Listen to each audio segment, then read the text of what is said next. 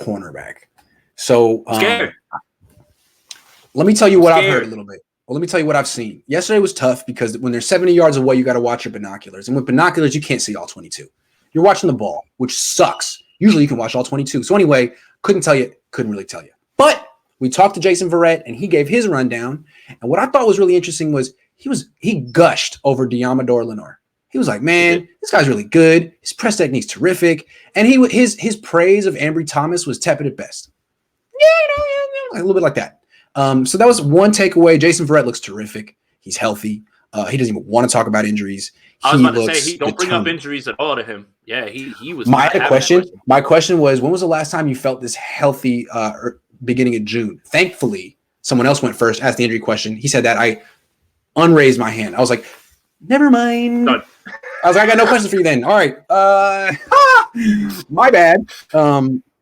So, yeah, he looks good. It was interesting for him to praise Deommodore. And I think what's going on is the Niners are going to be pressing more this year. Not just lining up in press alignment. They're going to be getting hands on receivers. That's an interesting wrinkle.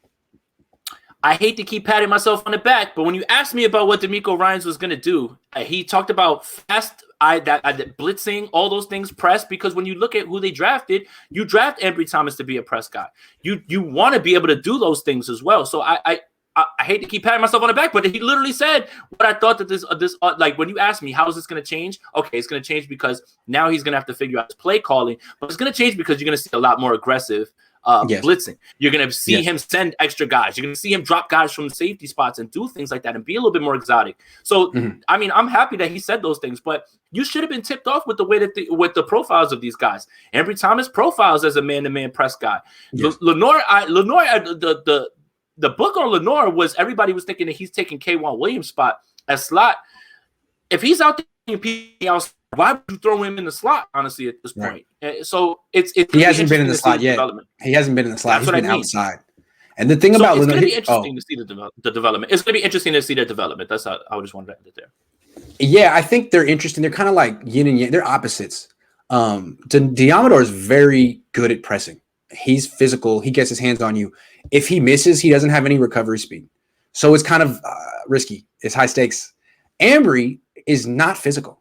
He's not going to jam you, but he'll get a hand on you and he'll be able to mirror he has recovery speed. He's big, he's fast, he has long arms. So Deommodore is more physical. Ambry Thomas is more gifted. I guess if you could combine them, you'd have a first round pick. It'll be interesting to see which person improves the weaknesses more. But I mean, like, what can Deommodore really do about recovery speed? What is his 40 time? Do you know? I don't know. I'm not. He looks like a 4.5 guy to me. I don't know. Thomas has the juice.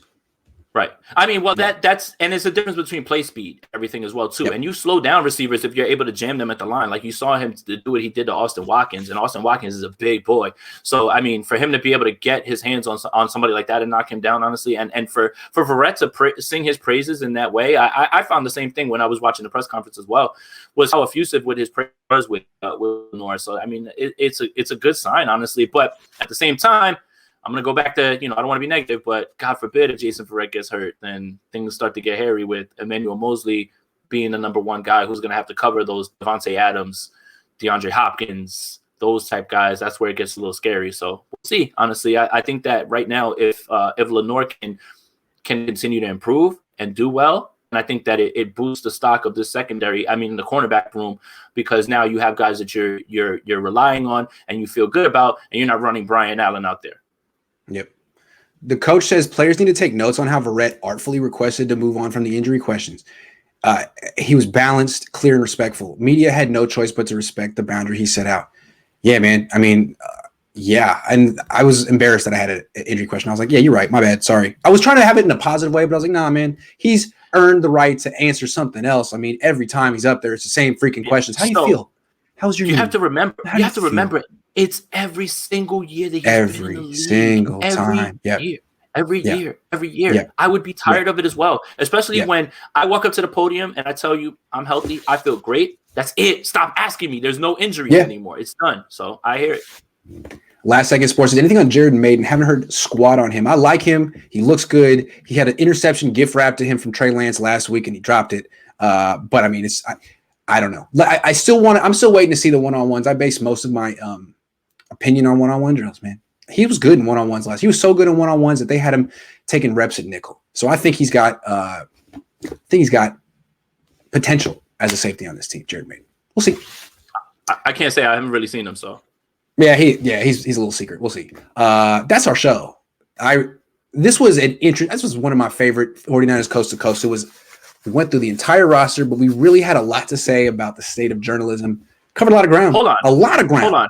Hold on. We didn't talk about the entire roster. Why didn't you talk about the last healthy 49er ending up at OTAs? Robbie Gould, man. He's back. He's in the building. Teams. Nice. Hey, don't roll your eyes. I'm trying to get Robbie Gould on my channel. I like Robbie Gould. He's hilarious. I'm sorry, Robbie. Jump on Grant Show. I'm sorry. Robbie's got a little bit. He's got a sarcastic sense of humor. I like.